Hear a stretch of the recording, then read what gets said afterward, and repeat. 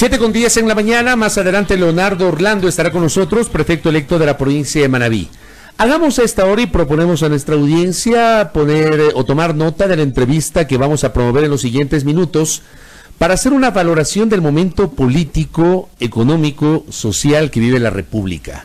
Ramiro Aguilar Torres, ex legislador nacional, jurista, penalista, analista y quien desde otra trinchera hoy, desde la trinchera de sus actividades privadas, está mirando con atención lo que está pasando en el país, nos visita acá en la mesa de trabajo de A Primera Hora. Doctor, bienvenido, buenos días. Muchas gracias, Fabricio, muchas gracias, Alexis, un placer compartir con ustedes y con su audiencia. En casi un mes y un día, Lenín Moreno Garcés cumplirá los primeros 2 años de su mandato, es decir, la mitad del periodo para el cual fue elegido. ¿Cómo va a llegar Lenín Moreno al 24 de mayo del 2019?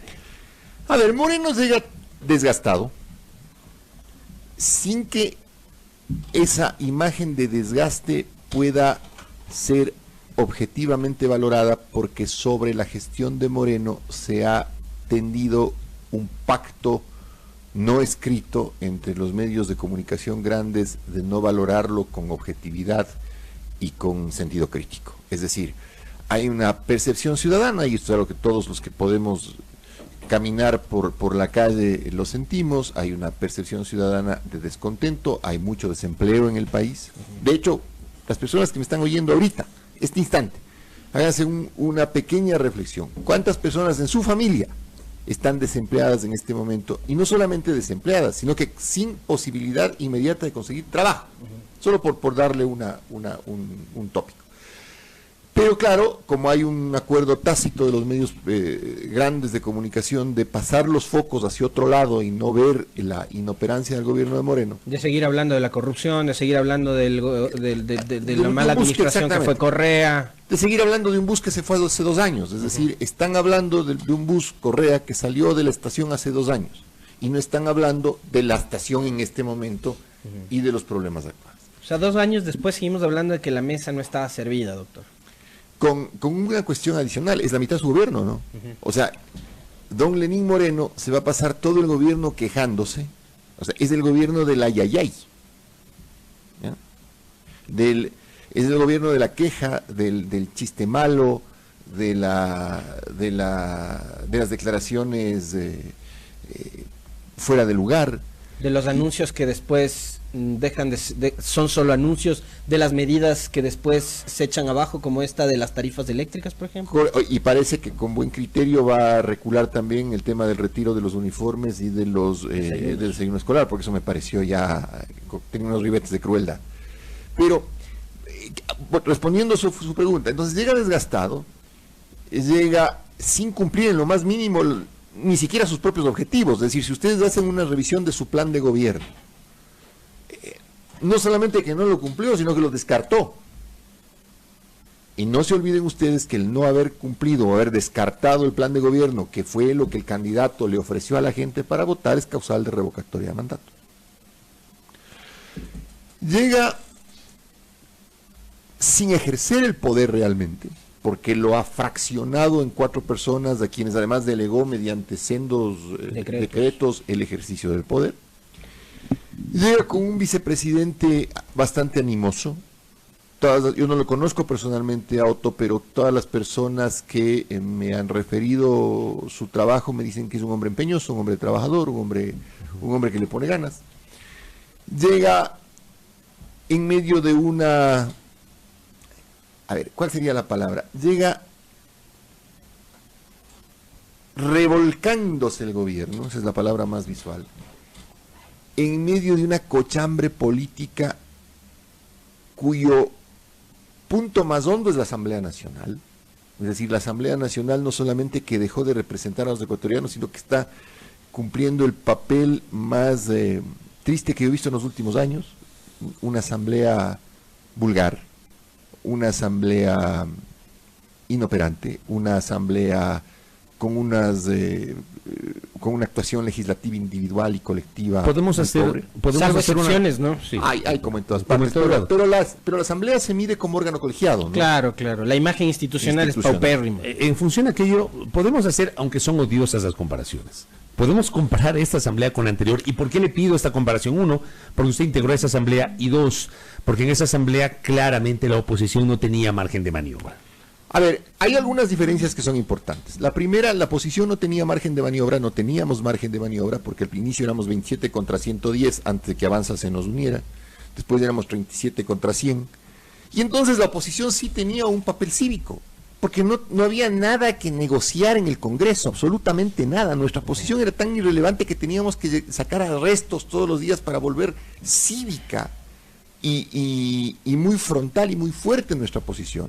Al punto que los 37 al final terminamos encarando una lucha política en una desigualdad enorme, pero también hay que reconocer que del otro lado los legisladores que tenía el correísmo eran de mejor, y quizá de igual sectarismo y dogmatismo, pero de mejor calidad intelectual que los que quedaron después, y claro, de lejos mejores que los que quedaron anclados al morenismo ahora.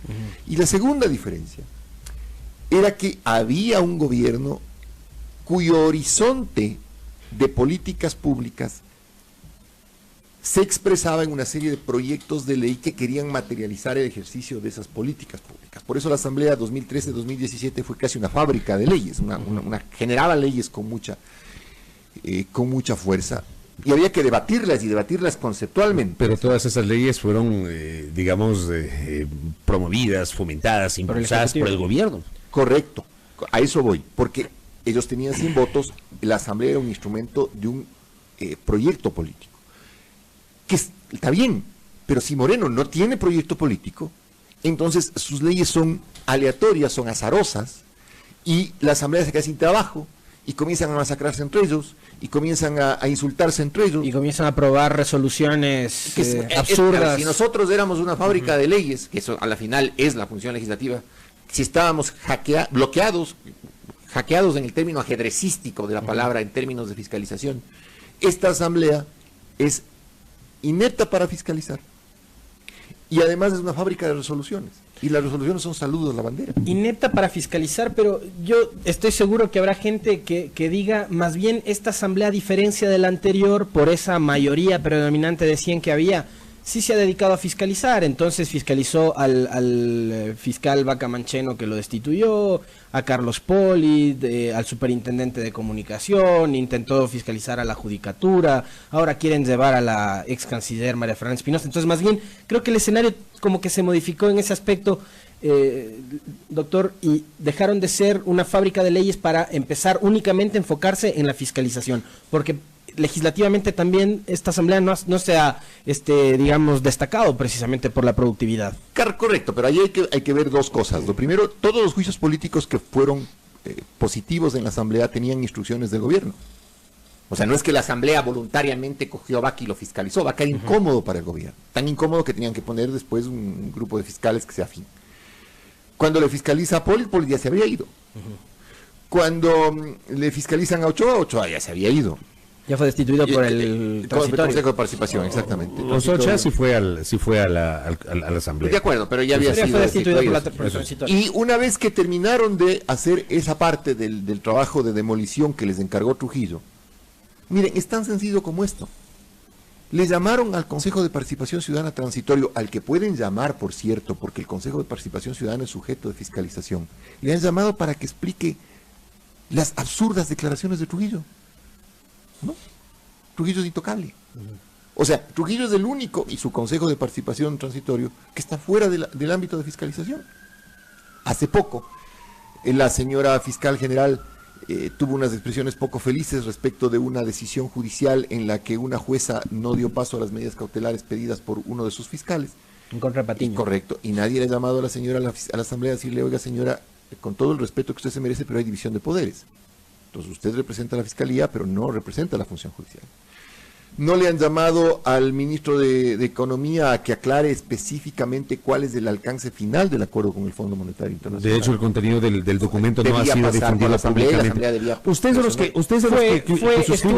Estuvo en una sesión de la Comisión de Desarrollo Económico en donde estuvieron presentes, recordarás tú, Pavel Muñoz, Lloret, Carlos Viteri Guayenga. El tema es, ¿el país tiene el documento? ¿El país ha recibido el documento? A eso iba, pero el ministro en esa sesión no fue del todo claro y no respondió las inquietudes que los legisladores, que no eran de la Comisión de Desarrollo Económico, sino de régimen económico, que estuvieron invitados en esta sesión, le plantearon. Y Martínez no fue del todo claro. Correcto. Entonces, porque, y además, ojo, respondiendo a la pregunta de Fabricio, ese convenio con el fondo tiene que pasar por la Asamblea. Pero la Constitución dice que todo acuerdo internacional que afecte a la política económica de un Estado tiene que ser aprobado por la Asamblea, es clarito. Y dígame ¿cómo no va a afectar el acuerdo con el fondo, que pide incluso modificatoria de la norma, de la ley, pasar por la Asamblea porque afecta a la política económica? Entonces, hay cosas que al país le interesan, y que la Asamblea no ha podido responder porque sencillamente sigue anclada en el tema del correísmo, insultándose entre ellos, en una cosa que es bastante penosa. Y les hago una pregunta adicional. En cuanto a obra pública, 2 años del gobierno Moreno, 2 años, ¿cómo está la obra pública? ¿Cómo está? Bueno, ayer inauguró una escuela del Milenio, ¿no? Que empezaron a construir, supongo yo. Entonces, en el correlato. A ver, entonces, es un hombre que ha pasado por el poder. Yo quiero definir... pero yo el otro día le leí a un ministro que, a propósito de la captura de Ramiro González en Perú, dijo, otra obra del gobierno de Moreno, la captura de González en Perú. Pero González está en el Perú comiendo ceviche peruano, pues, o sea, todavía no hay ni siquiera, hay que ver si la Corte Suprema del Perú es parabola. Pero nos han vendido la idea de la lucha anticorrupción como la gran gestión del presidente Moreno. Y le digo una cosa adicional, Alexis, le digo una cosa adicional, que la sabe el gobierno. Que la sabemos muchos que hacemos política. A la gente común y corriente, al ciudadano común y corriente, si bien le preocupa la corrupción, no es su prioridad en temas de interés nacional. No, el desempleo y la situación económica es su prioridad. Eso dicen las encuestas, no es que me invento yo, no es que... Desempleo, situación económica e inseguridad. Exacto. Son las 3 prioridades. Correcto. Pero para poder ocupar el espacio de los medios en las noticias, si usted deja de ser crítico con el gobierno, va a tener 20 minutos de un noticiero que queda vacío. Entonces, para ocupar esos 20 minutos, tiene que usted volver sobre estos temas. Y vuelve todos los días. Y todos los días al punto que los desprestigia en términos de interpretación de la gente. Es decir, el ciudadano de a pie, ese que tiene otros problemas, que quiere que el gobierno le resuelva otros problemas. Al final se termina cansando de decir, bueno, es la misma cantaleta todo el tiempo y resulta que no hay plata de regreso al país. O sea, que yo sepa, la única plata de regreso ha sido los 13 millones de dólares que Telconet dijo, vean, les voy a devolver con unos bonitos del Estado. Cómodas cuotas. Exactamente. Ahora, doctor, usted ha citado dos eventos. Yo quisiera preguntarle uno a propósito de un mensaje que nos escriben. Uno que también ha escapado a la fiscalización de esta asamblea es del Contralor Subrogante, ¿no? Celi es otro que parece ser intocable, tan intocable que es el único, además, que no fue evaluado por el Consejo Transitorio de Trujillo. Y lo otro, el tema de Patiño. La instigación, ¿era un delito por el cual tenía que haber sido procesado Patiño? A ver, quiero hacer un preámbulo respecto a Patiño. Patiño es un personaje político que a mí me cae muy mal. Muy mal. Me es desagradable. A Patiño yo le veo capaz en política de hacer cualquier cosa. Pero eso no significa que él sea un ciudadano de segunda clase o que se le primen sus derechos. Haberle procesado a Patiño y haber obtenido la prisión preventiva por las declaraciones de haber solicitado a la gente que se movilice combativamente de manera pacífica es una tontería. Una tontería. Imagínense ustedes, les ponía ayer anoche en mi cuenta de Twitter, decía, a ver, supongamos que Juan Guaidó estuviera en Quito diciendo lo mismo que dice Guaidó en Venezuela. Según la lógica de los fiscales y jueces ecuatorianos, estaría preso de por vida, no de por vida, o sea, como Jean Valjean, pues, o sea, no saldría nunca de la cárcel. ¿Me entienden? O sea, ya ni siquiera es el derecho lo que explica las tonterías que están haciendo, sino el sentido común. Si ustedes aplauden, y yo personalmente aplaudo lo que hace Juan Guaidó en Venezuela, porque me parece bien que tenga ese activismo político, que pues, Venezuela es un país en crisis. Si yo aplaudo lo que hace Guaidó, no voy a regresar a ver, y decirle, de Patiño, por tus declaraciones te meteremos preso. Hay que ser medio tonto para hacer eso. A mí lo que me choca fundamentalmente es que hay gente que celebra las cosas que pasan hoy, pero que cuestionaba las cosas que pasaban antes. Yo he dicho varias veces, 2 errores no hacen un acierto, porque se hizo antes, estuvo mal, no significa que se hace hoy y estuvo bien.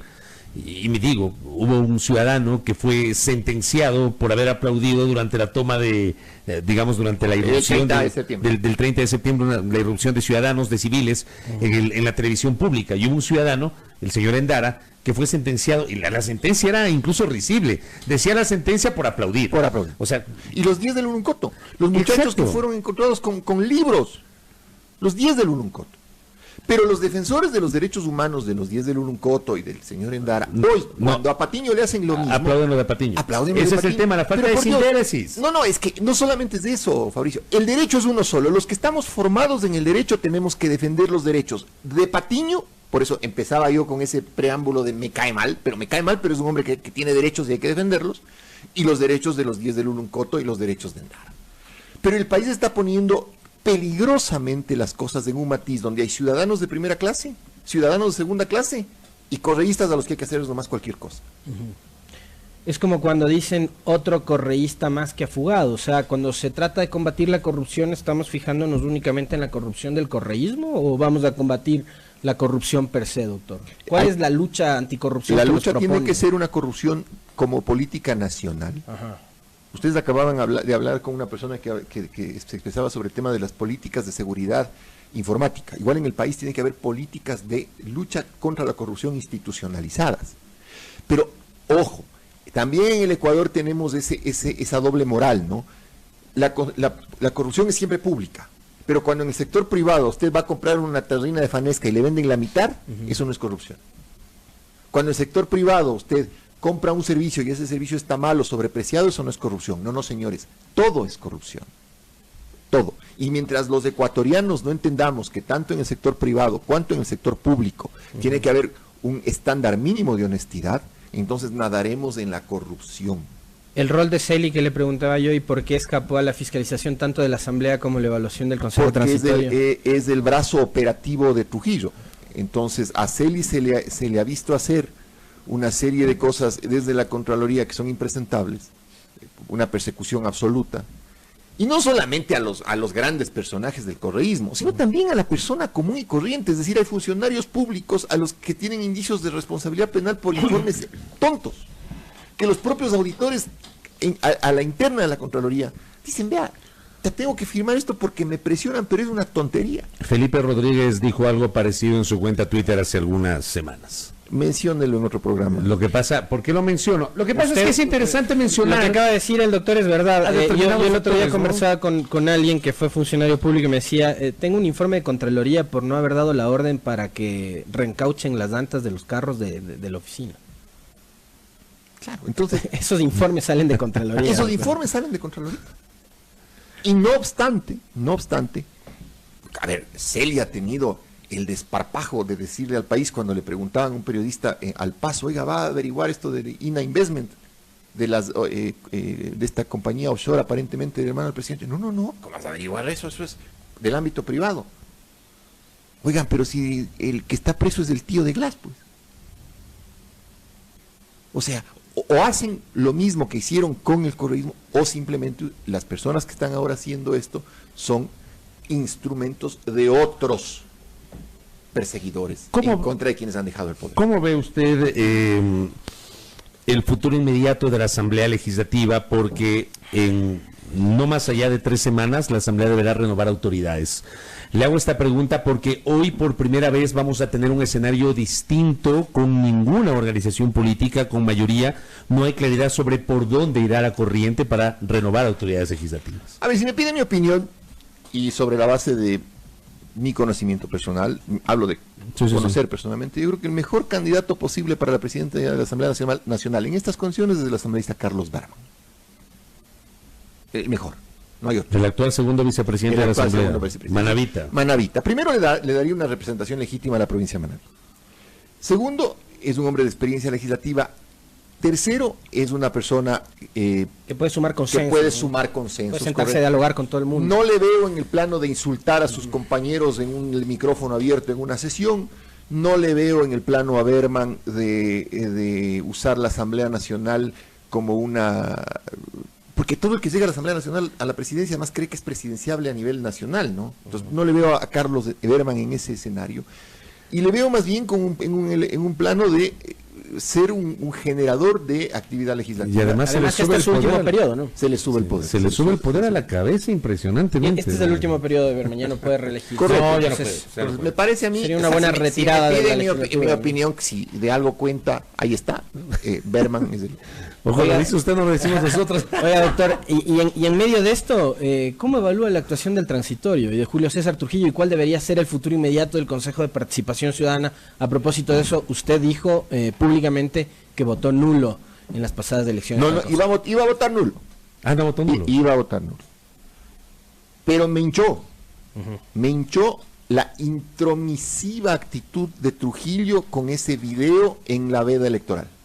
Me molestó mucho porque era una impertinencia perturbadora del ánimo del elector. Tenía que haber sido por lo menos llamado la atención por parte de la autoridad Pero electoral. por lo menos, pues. Ajá. Por lo menos.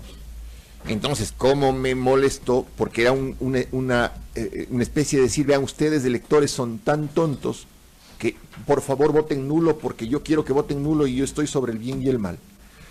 Entonces terminé dando mi voto válido en el Consejo de Participación Ciudadana. Ahora, ¿cuál es el futuro de eso? Esperemos a que se proclamen los resultados, asuman los nuevos consejeros.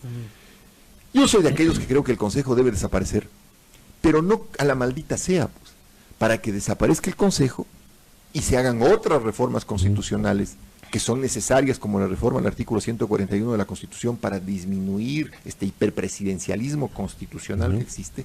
Es necesaria Asamblea Constituyente. ¿Usted cree que, pero a ver, sí es necesaria, pero los tiempos políticos? Ayer Santiago Basabe, que estuvo acá, hablaba de lo mismo y decía, pero está claro que no son los tiempos políticos adecuados para una constituyente. ¿Usted qué piensa? Mire, yo creo que depende de cómo queramos hacer las cosas. Si queremos hacer a la ecuatoriana, Sí son los tiempos políticos. a la ecuatoriana ni siquiera Asamblea Constituyente, o sea, consulta popular, por ahí un textito en Asamblea y se reforma la Constitución, porque el problema del Ecuador es ese, que tenemos tal ausencia de ADN institucional. Somos un pueblo, ¿no? Si somos tan erráticos en nuestra conducción histórica, o sea, somos un país que tiene tan poca conciencia de su futuro y vive anclado a sus traumas históricos. Si yo les pregunto ahorita cómo le ven al Ecuador en 10 años, ¿qué me responden? Igual. O no saben. Capaz en otra Exactamente igual. constituyente, pues. Estaremos hablando de lo mismo, con otros actores. Más viejos, pero hablando de lo mismo. Sí, de lo mismo. Tomen ustedes un periódico o una revista de hace 20 años y ábranla.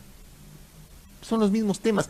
Somos un país anclado a nuestros traumas históricos, Sí, sin capacidad de proyectar el futuro. Y el Ecuador, para nuestros hijos, para los nietos, para las futuras generaciones, ¿qué necesita?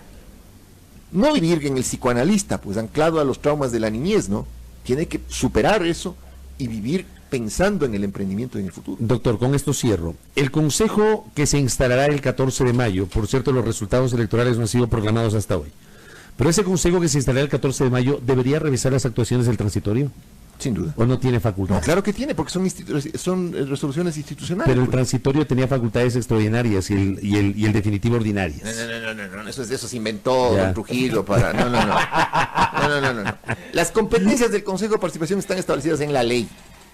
Y como toda entidad puede revisar lo actuado o puede hacer cosas nuevas, distintas.